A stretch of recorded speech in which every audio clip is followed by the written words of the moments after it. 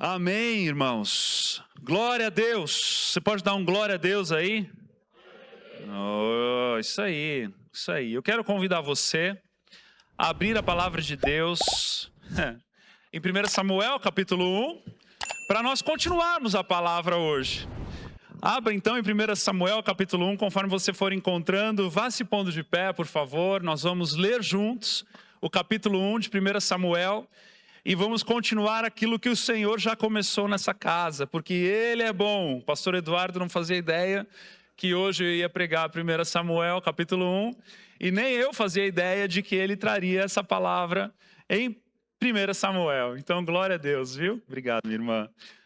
Vamos ler então o capítulo 1 inteiro, tá bom? Eu peço para que você se atente aí. Vamos ler na NVI, né? Na nova versão internacional. E vamos lá então.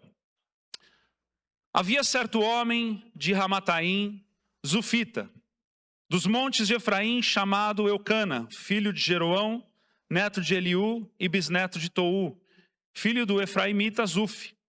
Ele tinha duas mulheres, uma se chamava Ana e a outra Penina. Penina tinha filhos, Ana, porém, não tinha. Todos os anos esse homem subia de sua cidade a Siló para adorar e sacrificar ao Senhor dos exércitos. Lá, Hofni e Finéias, os dois filhos de Eli, eram sacerdotes do Senhor. No dia em que Eucana oferecia sacrifícios, dava porções à sua mulher Penina e a todos os filhos e filhas dela. Mas a Ana dava uma porção dupla, porque a amava, apesar de que o Senhor a tinha deixado estéril. E porque o Senhor a tinha deixado estéril, sua rival a provocava continuamente a fim de irritá-la. Isso acontecia ano após ano. Sempre que Ana subia à casa do Senhor, sua rival provocava, e ela chorava e não comia. Eucana, seu marido, lhe perguntava: Ana, por que você está chorando? Por que não come? Por que está triste? Será que eu não sou melhor para você do que 10 filhos? Certa vez, quando terminou de comer e beber em Siló, estando o sacerdote Eli sentado numa cadeira junto à entrada do santuário do Senhor, Ana se levantou e com a alma amargurada, chorou muito e orou ao Senhor. E fez um voto, dizendo: Ó Senhor dos exércitos, se tu deres atenção à humilhação da tua serva, te lembrares de mim e não te esqueceres da tua serva, mas lhe deres um filho, então eu o dedicarei ao Senhor por todos os dias da sua vida, e o seu cabelo e a sua barba nunca serão cortados.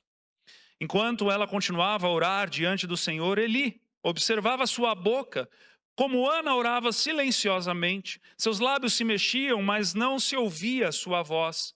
Então Eli pensou que ela estivesse embriagada e lhe disse: Até quando você continuará embriagada? Abandone o vinho.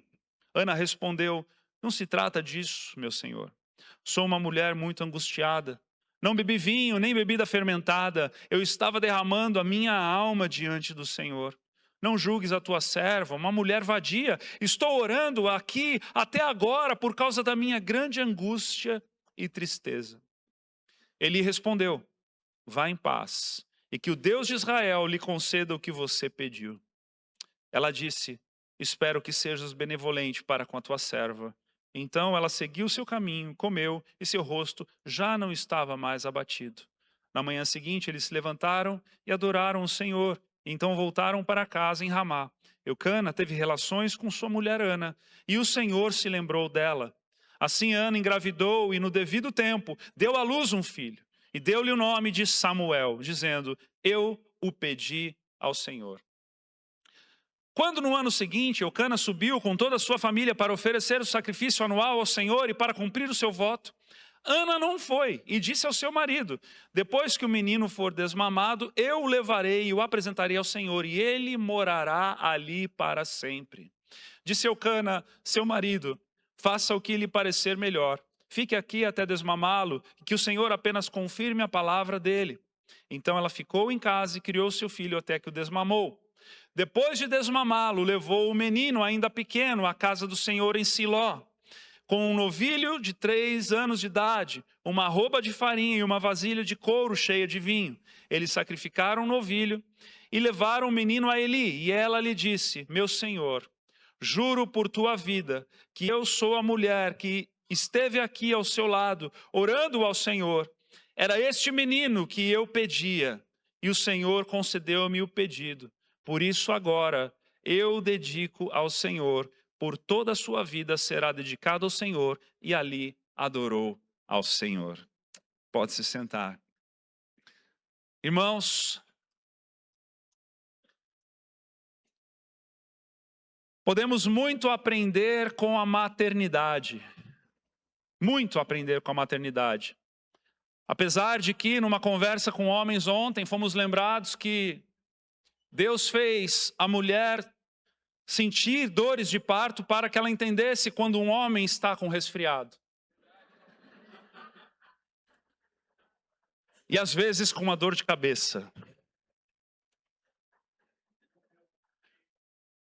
Eu estava ensaiando essa piada desde ontem. Foi boa? Estou aproveitando o momento que vocês estão dando risada, gente. Mas a maternidade, brincadeiras à parte, sabemos que a dor na maternidade, ela é fruto do pecado. Lá em Gênesis capítulo 3, nós aprendemos isso com muita clareza. Sabemos que é uma lida que não é fácil. E diga-se de passagem, né? Eu sou pai de 2 crianças e pude ver a minha mulher sofrer nesses 2 momentos da vida. Me lembro na gravidez da Ana, a gravidez foi tudo certo, 1000 maravilhas, mas quando a Ana nasceu, né, a minha esposa nunca mais dormia, né? E a Ana Júlia teve cólicas noturnas por meses, meses e meses. Uma certa vez a Ju tentou me acordar para ajudá-la. Diz ela que eu sentei na cama, olhei para ela e falei: tá bom, eu te ajudo. E caí de novo para o outro lado e continuei dormindo. Era uma época de muito trabalho na minha vida. A gente trabalhava lá em Orlando na construção civil, nessa época de sol a sol. Mas ela perseverou sozinha isso. E eu pude ver a nobreza de uma mulher pagando preço por uma vida alheia, por uma outra vida. Na gravidez na gravidez do Bento. Tô engraçado hoje, né, gente? Na gravidez do Bento, nós nos mudamos para o sofá, porque durante toda a gravidez, o nervo ciático da Ju atacou. E o único lugar que ela conseguia dormir de lado, num lado específico, era no sofá. Então nós fomos para o sofá. E ali pude ver também a minha mulher, mais uma vez, pagando o preço por uma vida alheia, por alguém que estaria ali sendo gerada por ela, né? Claro, por nós, mas neste período da gravidez, restritamente por ela. E pude aprender muito da parte do Senhor. Nós podemos aprender muito com a maternidade, meus irmãos. Muito, muito mesmo. É algo que o Senhor nos ensina e nos mostra. E eu creio que nessa manhã, da maternidade de Ana, nós podemos aprender 3 coisas. Eu extraí desse texto e eu quero compartilhar contigo nessa manhã. O primeiro momento que me chama a atenção, nesse momento da maternidade, da história de maternidade de Ana, né? Está ali no versículo 9 do capítulo 1, onde diz o seguinte: certa vez, quando terminou de comer e beber em Siló, estando o sacerdote Eli sentado numa cadeira junto à entrada no santuário do Senhor, Ana se levantou e com a alma amargurada chorou muito e orou ao Senhor. Nós sabemos que Ana estava ali buscando ao Senhor para que ele a respondesse na sua esterilidade. Ela queria muito ser mãe, e isso é uma coisa que muitas das vezes a gente não consegue, homens, compreender. Como que algo que é capaz de deformar o corpo, que é capaz de você nunca mais ter uma vida só para si, né? Que sempre há ali um processo de muita dor, né? Como que isso pode, ao mesmo tempo que a mulher sabe que vai passar por tudo isso, desejar arduamente ser mãe, né? Ser mãe, porque há um amor que Deus coloca na vida da mulher, especificamente. Vamos jogar sardinha para as mulheres hoje, amém, gente? Né? Hoje é o dia delas, então vamos lá. E realmente há ali uma inclinação, né? Uma maneira de olhar para o próximo que raramente a gente encontra entre os homens, né? Nós homens temos uma característica muito mais egoísta, a gente sabe disso, né?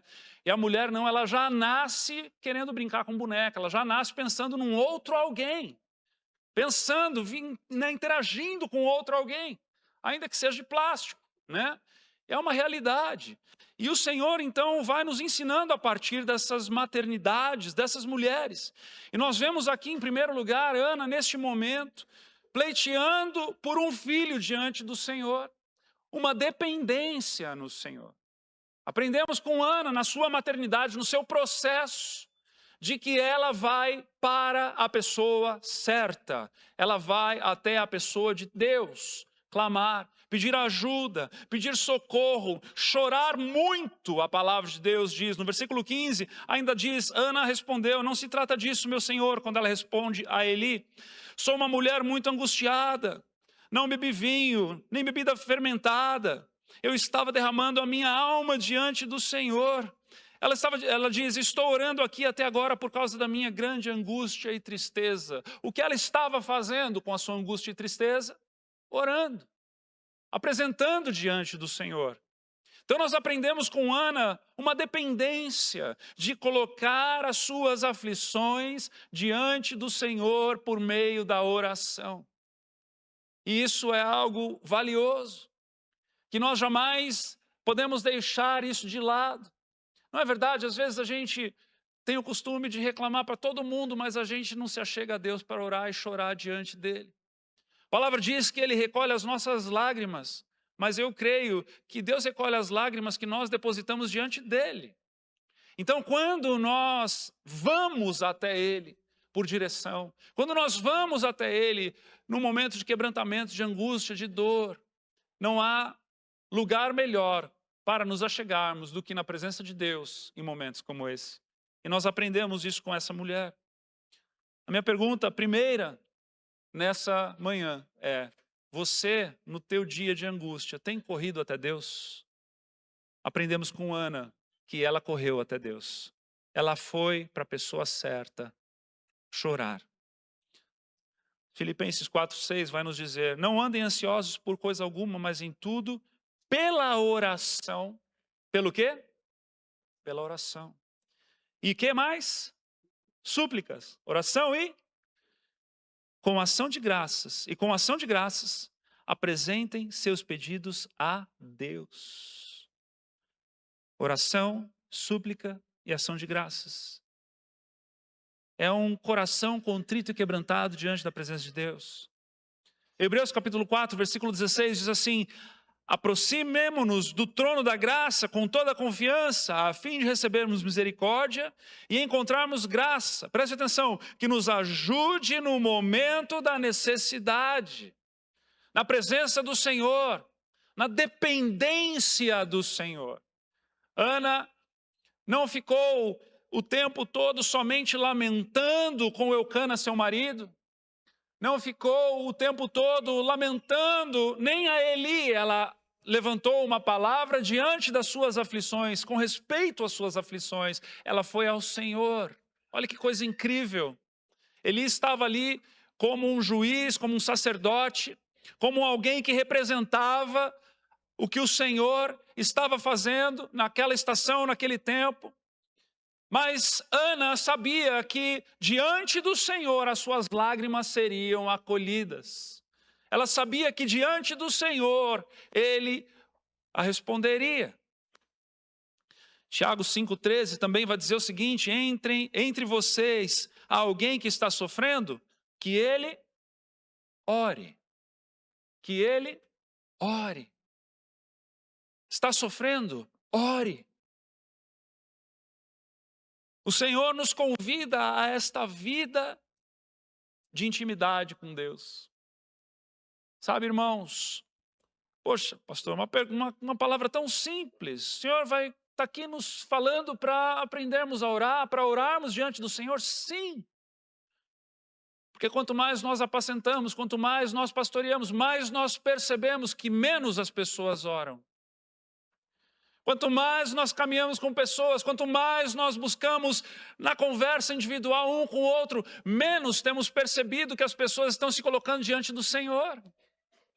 E o Senhor, nessa manhã, está querendo te ensinar, te lembrar, te mostrar que o caminho para que Ele ouça as tuas aflições é no lugar secreto de oração. É no lugar de dobrar os seus joelhos e clamar por Ele. É no lugar de derramar as suas lágrimas no lugar certo, com a pessoa certa, com o Deus Todo-Poderoso. Irmãos, verdade ou não, às vezes a gente está com algum problema, a gente vai buscar ajuda para todo mundo, menos para Deus. A gente liga para um monte de gente, mas a gente esquece de dobrar os nossos joelhos e clamar diante dEle. E nós estamos sendo lembrados aqui por Ana que ela sabia que o único que atenderia o seu coração, que conheceria no seu íntimo a sua verdade, a sua realidade, o seu contexto, a sua dor, era o próprio Deus. Era o próprio Deus. Ei, tem gente aqui, eu tenho certeza absoluta, que você está num momento de dor, você está num momento de aflição, você está num momento de angústia na tua vida. Deixa eu dizer para você, não há lugar melhor para estar do que na presença do Senhor, pranteando diante dEle, colocando teu coração diante dEle, orando diante dEle, clamando diante dEle. O Senhor está à tua disposição. Você já parou para pensar que loucura é essa? O Criador dos céus e da terra está pronto para te ouvir quando você o buscar. Buscar-me-eis e me achareis quando me buscardes de todo o vosso coração. O Senhor quer nos lembrar nessa manhã, com a maternidade de Ana, de que ela era uma mulher que sabia da dependência no Senhor. De que ela sabia que não havia um lugar mais importante para estar do que na própria presença de Deus. O Senhor nos ensina, o Senhor quer nos ver diante dEle. Lucas 18, de 1 a 8, diz assim: então Jesus contou aos seus discípulos uma parábola. E olha que interessante que raríssimas são as parábolas que isso acontece antes de que ele comece, antes de que as pessoas busquem entender o que diz respeito à parábola. Está aqui uma introdução do que ela diz respeito. E diz assim: para mostrar-lhes que eles deviam orar sempre e nunca desanimar. E aí ele começa contando. Em certa cidade havia um juiz que não temia a Deus, nem se importava com os homens. E havia naquela cidade uma viúva que se dirigia continuamente a ele, suplicando-lhe. Preste atenção. Para o que é essa parábola? Para mostrar-lhes que eles deviam orar sempre e nunca desanimar. O que a viúva fazia diante do juiz? Suplicava. E ela dizia: faz-me justiça contra o meu adversário. Por algum tempo ele se recusou, mas finalmente disse a si mesmo: embora eu não tema a Deus, aqui está falando de um juiz iníquo, embora eu não tema a Deus e nem me importe com os homens, esta viúva está me aborrecendo. Vou fazer-lhe justiça para que ela não venha mais me importunar. E o Senhor continuou: ouçam o que diz o juiz injusto, o juiz iníquo. Acaso Deus não fará justiça aos seus escolhidos, que clamam a Ele dia e noite? Que clamam a Ele dia e noite? Que oram incessantemente diante dEle? Continuará fazendo-os esperar? Eu digo a vocês, Ele lhes fará justiça e depressa. Amém? E aí ele dá aquela deixa que só Jesus mesmo era capaz de fazer. Contudo, quando o Filho do Homem vier, encontrará fé na terra? Irmãos, o Senhor quer nos lembrar nessa manhã de que a nossa dependência não é numa solução financeira, de que ela não é numa cura, de que ela não é em outras coisas, mas é no Senhor para com outras coisas. É no Senhor para com aquilo que está no propósito dEle. É no Senhor para com os desafios da nossa vida. Às vezes nós deixamos o Senhor fora da equação e vamos resolver nós mesmos na força do braço. E o Senhor quer nos lembrar nessa manhã: ei, não é certo? Não tem como um cristão deixar Deus fora da equação no dia da aflição. Não faz sentido nenhum. Ele nos chama para encontrarmos esse lugar e permanecermos nesse lugar da presença dEle. Há um lugar na presença dEle, e é esse lugar que Ele quer nos encontrar. Segunda coisa que nós aprendemos, juntamente com essa dependência de Ana no Senhor, nessa história linda de maternidade. Versículo 17 vai dizer assim: ele respondeu, depois que ela conta para Eli das suas aflições, do porquê que ela estava ali orando em silêncio. Ele responde, diz a ela, vá em paz, e que o Deus de Israel conceda a você o que pediu. E ela disse, espero que sejas benevolente para com a tua serva. Perceba agora qual é a postura dessa mulher.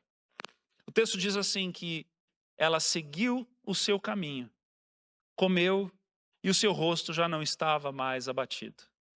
Sabe o que isso diz para nós, queridos? Isso diz para nós que Ana se encontrou com o Senhor. Ela demonstrou a sua dependência ao Senhor, mas ela também confiou no Senhor.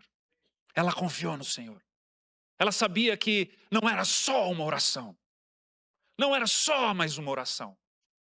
Às vezes a gente ora também, mas sabe o que é? A gente faz da oração só uma oração. A gente diz assim, agora que eu falei com as paredes, eu vou dar um jeito. Ei, é o alfa e o ômega que está te ouvindo. É o Criador dos céus e da terra que está te ouvindo. É aquele que fez todas as coisas e que sustenta todas as coisas até hoje. É o Deus Todo-Poderoso, de eternidade em eternidade, geração em geração. É o Senhor dos exércitos. É aquele que ouve a tua oração. Meu irmão, quando você no teu quarto secreto diz, Pai, o mundo espiritual para. Não porque você é empoderado, mas pelo amor que Ele tem pela tua vida. Ele te ama de tal maneira que Ele para te ouvir. Seja a oração mais curta, porém mais sincera, Ele está te ouvindo. Ele está te ouvindo. Ele está te ouvindo de tal maneira que o salmista vai dizer que antes que a palavra chegue à tua boca, Ele já sabe o que estava no teu coração. Para isso então eu não preciso orar, Senhor? Não, é para orar. Não é porque Ele sabe que Ele não deseja intimidade. Você percebe que no momento em que nós nos debruçamos para orar diante do Senhor, nós estamos desfrutando da intimidade com o Criador. É óbvio que na sua onisciência a gente não precisaria falar nada para Ele. Mas não é por isso que a gente não vai falar. Não é por isso que a gente não vai buscar, não é por isso que a gente não vai bater, não é por isso que a gente não vai estar diante da presença do Senhor. Ana confiou que o Senhor lhe atenderia. O Senhor lhe daria uma resposta. O Senhor não a deixaria à deriva. O Senhor não a deixaria na sua aflição, na sua amargura. Irmãos, e essa confiança no Senhor requer de nós uma postura. Uma postura, veja que ela saiu para comer, ela saiu para continuar o seu caminho, ela saiu para continuar a sua vida, seguiu. Porque ela sabia que ela havia depositado diante do Senhor a sua aflição. Sabe, a oração ela é isso também. É você se achegar diante do Senhor, é você clamar diante do Senhor e você aguardar a sua intervenção na história. É você aguardar a resposta que Ele tem para te trazer. É você aguardar a direção que Ele tem para te dar. E vivermos na certeza de que Ele agirá, porque o nome disso é fé. Quando nós oramos e nós descansamos, nós estamos desenvolvendo a nossa fé diante do Senhor. Lembre que Noé construiu a arca antes da chuva, que Abraão saiu da sua terra sem saber para onde ia, que Moisés levantou o cajado diante do mar antes das águas se abrirem, que Josué marchou ao redor de Jericó durante dias antes das muralhas caírem, que Elias mandou preparar o altar e jogar água sobre ele antes do fogo cair do céu, que Davi declarou confiança no Senhor contra Golias antes da vitória acontecer, que o Josafá colocou cantores à frente do exército antes de Deus derrotar os inimigos, que Ananias, Misael e Azarias permaneceram firmes mesmo sem promessa de livramento, que Daniel continuou orando mesmo sabendo do decreto que o lançaria na cova dos leões, que os servos das bodas de Caná encheram as talhas de água antes da transformação, que a mulher do fluxo de sangue atravessou a multidão para tocar em Jesus por conta própria, sem promessa de cura, que Pedro saiu do barco para andar sobre as águas sem certeza de que ele flutuaria sobre as águas, que os leprosos começaram a caminhar em direção aos sacerdotes antes de serem curados, que Paulo e Silas cantavam na prisão antes do terremoto e da libertação, e que a igreja primitiva orou por ousadia mesmo em meio à perseguição. Meus irmãos, nós somos o povo da fé. Nós somos o povo que o Senhor nos convoca para esse lugar de fé. Então nós somos convocados a depender do Senhor e a confiar no Senhor. Ele quer nos ensinar, com a maternidade de Ana, de que Ele age quando nós clamamos e pedimos, buscamos e batemos. Ele age, Ele ouve o nosso clamor. Irmãos, ainda que a resposta seja não, Ele age. Ainda que Ele diga, não é por esse caminho, é mais ou menos por aqui, Ele age. Ele age, Ele nos ouve, Ele se importa, Ele se inclina para nos ouvir. Não há nada mais precioso do que isso, quando nós entendemos a intervenção de Deus, quando nós entendemos o agir de Deus, quando nós nos colocamos para ouvir a vontade de Deus, para que então Ele possa fazer coisas extraordinárias e nós, sequencialmente ou mutuamente extraordinárias, para a honra e glória dEle. Há uma história, nós temos aprendido isso aqui, a história dEle. Mas isso não quer dizer que Ele não esteja nos ouvindo, falando conosco, nos direcionando, nos apontando o caminho, nos dando livramento. Há promessas dEle de que há caminhos de paz Ele tem a nosso respeito. E se Ele tem caminhos de paz, meus irmãos, é de paz. Amém? Então o Senhor nos convida a aprendermos com essa linda história. Nos convida sim. Nos convida a entendermos que a nossa caminhada precisa ser de fé e confiar que Ele agirá. Confiar que Ele agirá. Ainda que Ele haja dizendo, ore diferente. Ainda que Ele haja dizendo, vá por aqui. Ainda que Ele haja dizendo, olha, eu vou te revelar algo diferente do que você entendeu até agora. Ele está agindo. Ele está te levando ao lugar da intimidade. Ele está te levando ao lugar da presença dEle. Eu tenho convicção também, queridos, que se em nosso coração o objetivo for obedecê-lo, se no nosso coração o objetivo for de obedecê-lo, Ele agirá de forma especial. Tenha certeza absoluta disso. Absoluta disso. 1 Samuel 1:11 vai dizer, olha aqui, que coisa mais linda, a história de Samuel. E fez um voto dizendo ao Senhor dos Exércitos, se tu deres atenção à humilhação da tua serva, te lembrares de mim e não te esqueceres da tua serva, mas lhe deres um filho, então eu o dedicarei ao Senhor por todos os dias da sua vida, e o seu cabelo e sua barba nunca serão cortados. Por que isso é importante para nós nessa história? É importante para nós porque Ana gerou propósito celestial no seu desejo de ter um filho. Ela não queria ter um filho para o seu bel prazer. Ela queria ter um filho para que o seu filho gerasse continuidade no serviço ao Senhor. Por quê? Porque Ana era casada com Eucana. Eucana era um levita. Ela sabia que se a sua posteridade viesse, o serviço na casa do Senhor não se cessaria. A história de Deus continuaria. É como se ela estivesse dizendo, de mim virá aquele que continuará a história de Deus. E é nesse lugar em que ela encontra propósito, é nesse lugar em que ela inclina o seu coração, é nesse lugar que ela faz um voto, é nesse lugar em que ela gera propósito de céu diante daquilo que ela desejava. Essa dependência no Senhor, essa confiança no Senhor, ela nos convoca a entendermos as vontades de Deus, para que nós venhamos a ser resposta da vontade de Deus em obediência. E é o que ela faz quando ela faz um voto diante do Senhor, falando: meu filho não vai ser só um levita não, ele vai ser também um nazireu. Ele vai ser também um homem consagrado. Ele não vai ser somente um servo, mas ele vai ser consagrado, como aqueles próprios utensílios do templo. Ele vai ser um utensílio para Deus no próprio templo de Deus. É o que ela estava dizendo. Consagrando seu filho, naquela época, nesse período de aliança, nesse tempo, para com o momento em que ela estava vivendo, para com a história da sua vida e da vida da sua posteridade. O pedido de Ana tinha propósito para o reino de Deus.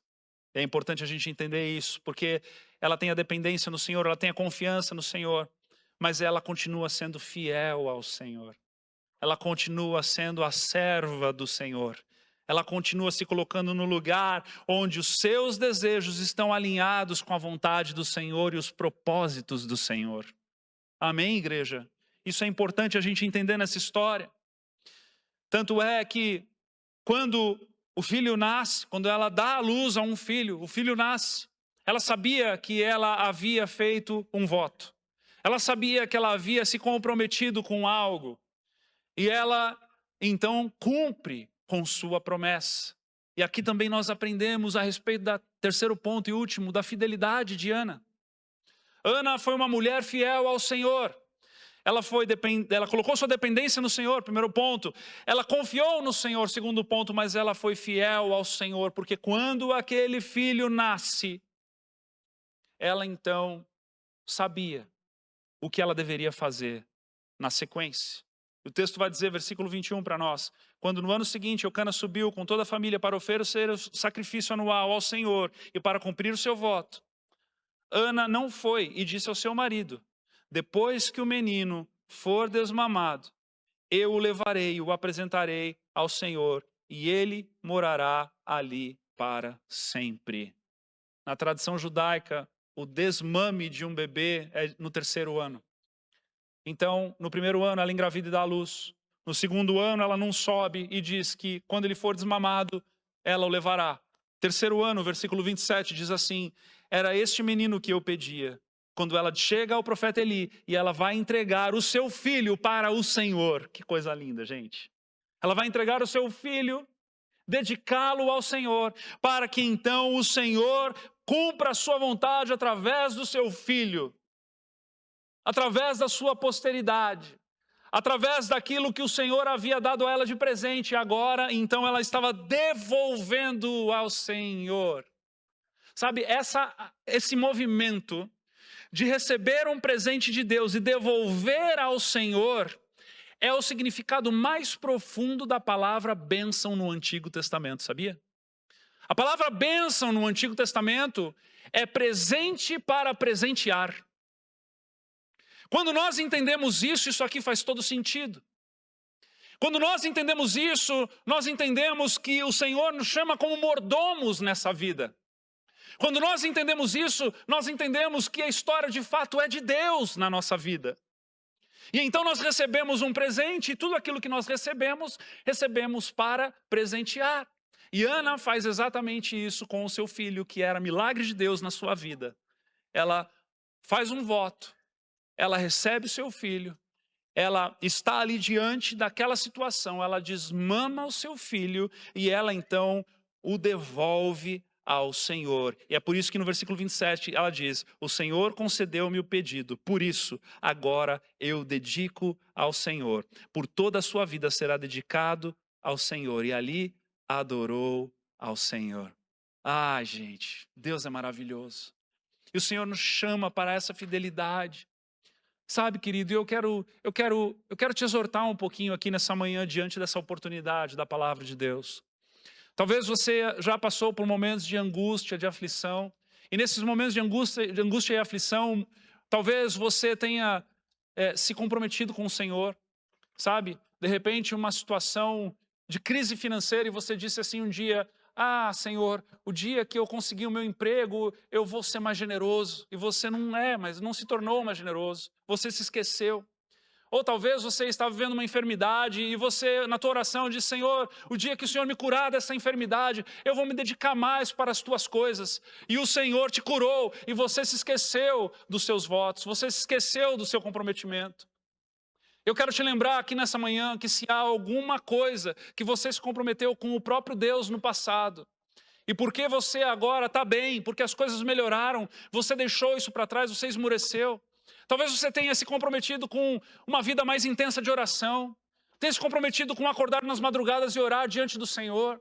Eu não sei quais foram os comprometimentos que talvez você já tenha feito diante do Senhor, mas a vida melhorou, tudo passou, agora você está bem, mas você se esqueceu dos teus votos, você se esqueceu dos teus comprometimentos.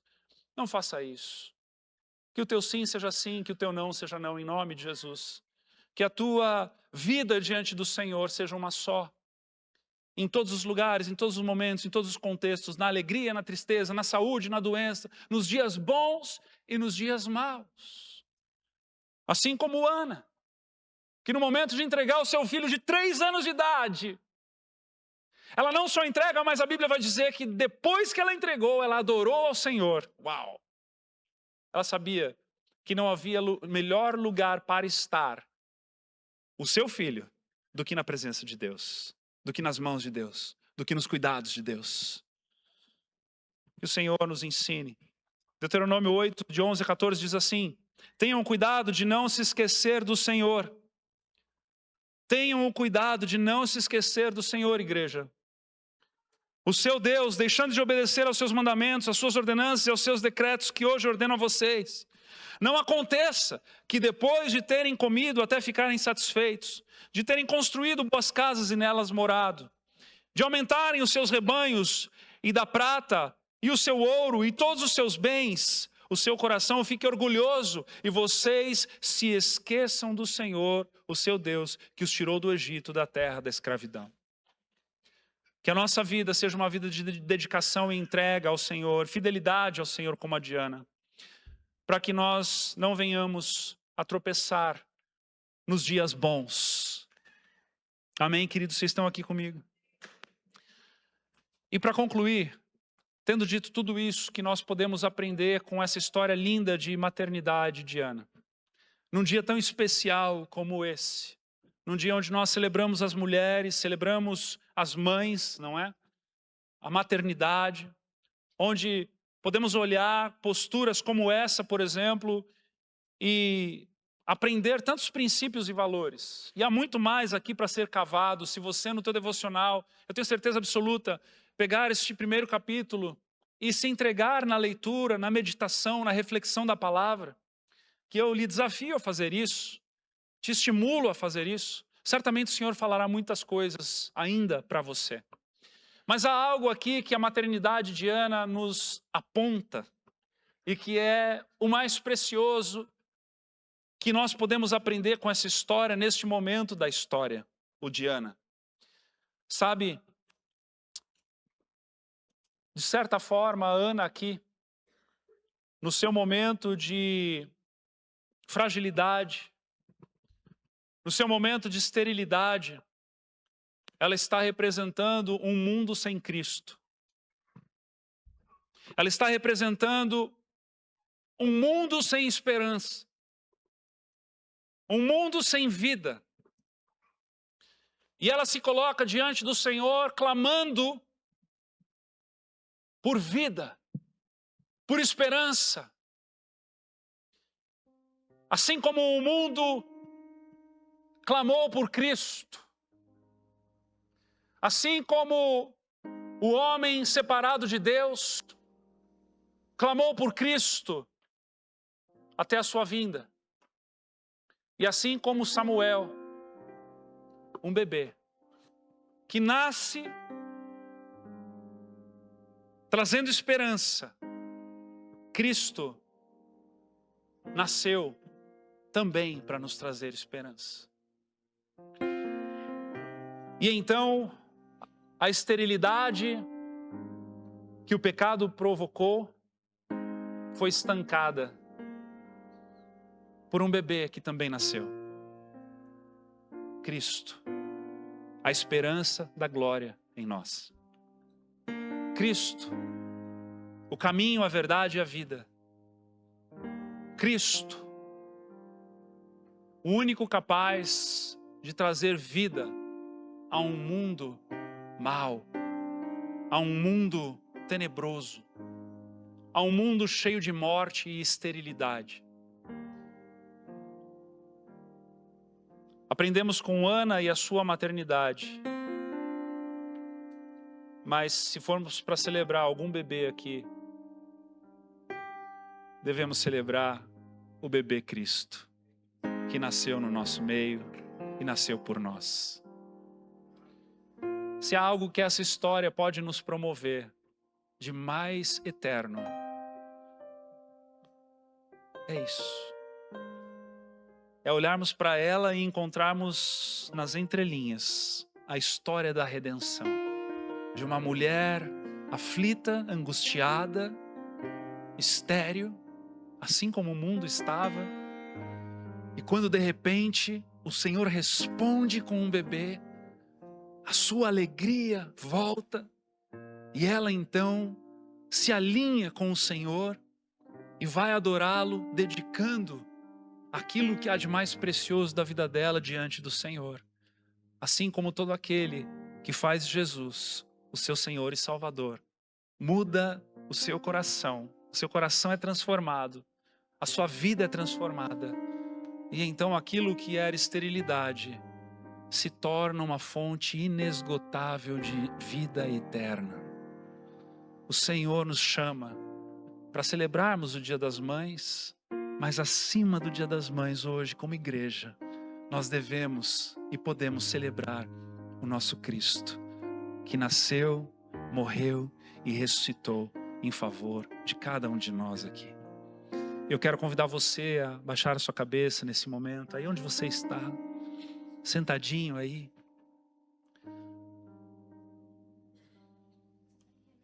Podendo refletir naquilo que o Senhor está fazendo e falando na sua vida, no contexto em que você está. Sabe? Cada um de nós aqui está num momento da vida. Cada um de nós aqui está num contexto de fé, de jornada, de caminhada. E nessa manhã o Senhor quer se apresentar de uma maneira ainda mais profunda, de ainda mais especial, para com cada um de nós. Ele é a resposta da sua angústia, Ele é a resposta da sua aflição. Ele é a resposta para todas as perguntas que se colocam diante de você em cada estação na tua vida. Ele te chama para um lugar de dependência nele, para que ao caminhar você possa caminhar segundo a sua direção, para que no dia da angústia, no dia da aflição, você possa jorrar as suas lágrimas aos pés daquele que as recolhe, para que você aprenda também a confiar nele um dia após o outro, sabendo que ele é socorro bem presente na tribulação, sabendo que ele é vida para todo aquele que o faz Senhor e Salvador. E que ao longo dessa caminhada você possa amadurecer na sua fidelidade a ele, a ponto de se entregar completamente sem restrições, sabendo que quando você fizer como para o Senhor, Ele estará recebendo, independentemente das consequências e das circunstâncias, porque Ele é o teu Deus, Ele é o teu dono, Ele é o teu Senhor. Ore agora nesse momento então diante do Senhor. Ore agora. Vamos começar a semana fazendo a nossa oração diante dEle. Coloque aí as suas aflições diante dEle. Coloque aí a sua tensão diante dEle. Coloque aí as coisas que você precisa colocar diante dEle nesse momento. Se esquece de quem está do seu lado um pouquinho. Faça uma oração sincera. Faça uma oração genuína, verdadeira diante dEle nesse momento, para que Ele possa ouvi-lo, que Ele possa acolher ela. Pai amado, Pai querido, eis-nos aqui como Tua igreja, Senhor, nos colocamos diante de Ti, Senhor, na certeza de que Tu estás aqui. Tu sondas e conheces o nosso coração, sabe quando nos deitamos, quando nos levantamos. Antes que a palavra chegue à nossa boca, Tu já as conheces, Senhor. Tu sabes de todas as coisas. E nós pedimos, Senhor, em nome de Jesus, para que a Tua doce presença, então, nos invada de tal maneira, nessa manhã, Senhor, nos acolhendo, Senhor, nos Teus braços de amor, Teus braços que nos recebem, Teus braços que nos levam, Senhor, a um lugar de segurança, a um lugar de intimidade, a um lugar de conforto, mesmo em meio à tempestade, mesmo em meio às confusões, mesmo em meio ao mal que nos assola diariamente. Tu és o nosso refúgio, Tu és o nosso recôndito, Tu és o nosso lugar secreto. Tu és, Senhor, aquele que nos guarda debaixo das Tuas asas. Tu és aquele que sonda e conhece e sabe, Pai, de tudo aquilo que até mesmo está por vir. Nós então, Senhor, queremos nos dedicar a Ti nessa manhã e colocarmos a nossa dependência diante de Ti, Senhor. Em nome de Jesus, eu quero orar por você que houve uma direção aqui nessa manhã. Stefano ia fazer algo, mas não fez porque não deu tempo, mas eu preciso de mais uns 5 minutos. Eu quero orar por você que tem passado por aflições na alma, com pânico, com ansiedade, com depressão. Se você tem tido alguma enfermidade na tua alma, uma doença da alma, eu quero pedir para que você se levante no teu lugar. Só fique de pé no teu lugar. Nós queremos orar por você. Se você tem passado por dias maus e que emocionalmente você está instável, fique de pé no seu lugar. Fique de pé no seu lugar. Oh, Deus. Aleluia, aleluia, aleluia. Eu quero pedir então para que você que está sentado ao lado dessas pessoas agora, você se levante, coloque a mão respeitosamente no ombro, no braço dessa pessoa. Feche essa pessoa aí em oração. Vamos orar por essas pessoas, vamos interceder por essas pessoas, em nome de Jesus. Não deixe ninguém de pé sozinho. Vamos ser igreja na vida dessas pessoas que estão precisando da nossa intercessão, da nossa oração. Aleluia, aleluia. Se coloque em volta dessas pessoas que estão de pé sozinhas aí. Agora, igreja, preste atenção. Eu quero pedir a você o seguinte. Eu quero pedir para que você ore por essa pessoa que você está com as mãos, como que se a cura dela dependesse da sua oração. Você está me ouvindo? Como que se a cura dessa pessoa dependesse da tua oração. Vamos fazer uma oração com fé e crer que o Senhor há de fazer coisas extraordinárias nessa manhã, em nome de Jesus, amém? Vamos orar então. Senhor amado, Senhor querido, nós queremos colocar a vida dos nossos irmãos diante de Ti nessa manhã. Pedir a Ti, Senhor, para que o Senhor possa estar intervindo com graça, que o Senhor possa estar intervindo, Senhor, com cura. Toca, Senhor, as enfermidades. Toca, Senhor, aquilo que tem assolado, Pai, o emocional dos meus irmãos.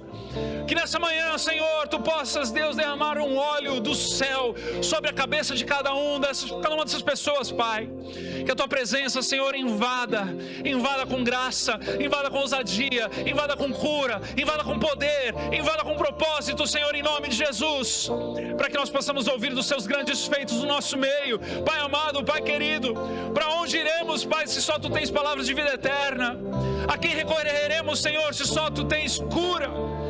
Pai, em nome de Jesus, oramos, Pai, com fé, depositamos a nossa fé em Ti, crendo que o Senhor há de fazer grandes coisas, Pai. Deus, em nome de Jesus, toca a necessidade, toca, Senhor, a demanda de cada um, toca no íntimo, Senhor. Oh Deus, em nome de Jesus, não sabemos se a procedência é fisiológica, se a procedência é espiritual, mas de um jeito ou de outro, Tu és o médico dos médicos, Tu és o pastor dos pastores, Tu és o nosso libertador, Tu és tudo para nós. Então, em nome de Jesus, do poder que há no Teu sangue, no sangue de Cristo Jesus, que o Senhor possa se mover com cura no nosso meio nessa manhã, fazendo o impossível, fazendo o extraordinário, fazendo aquilo, Senhor, que só o Senhor é capaz de fazer. fazer. Nós rogamos a Ti, no nome precioso de Jesus, toca cada uma dessas vidas, opera com poder, opera com graça, opera com sinais, prodígios e maravilhas. Nós te pedimos e nós te agradecemos em nome de Jesus. Amém. Você pode aplaudir ao Senhor. Você pode aplaudir ao Senhor. Se coloque de pé, igreja. Se coloque de pé e aplauda ao Senhor. Ele cura, Ele cura, Ele cura, Ele cura. Mas é para aplaudir como se você tivesse visto um milagre na tua frente. Aleluia, aleluia. Aplauda ao Senhor. Dele, por Ele, para Ele são todas as coisas, em nome de Jesus. Aleluia. Irmãos, aprendemos com Ana que depois do momento em que ela coloca suas petições diante do Senhor, ela segue a sua vida, crendo o quê? Que Deus a responderá. Amém? Amém, igreja? Então nós vamos caminhar nessa direção, crendo que Deus irá responder cada um dos nossos pedidos. Amém? Deus abençoe. Pode se sentar.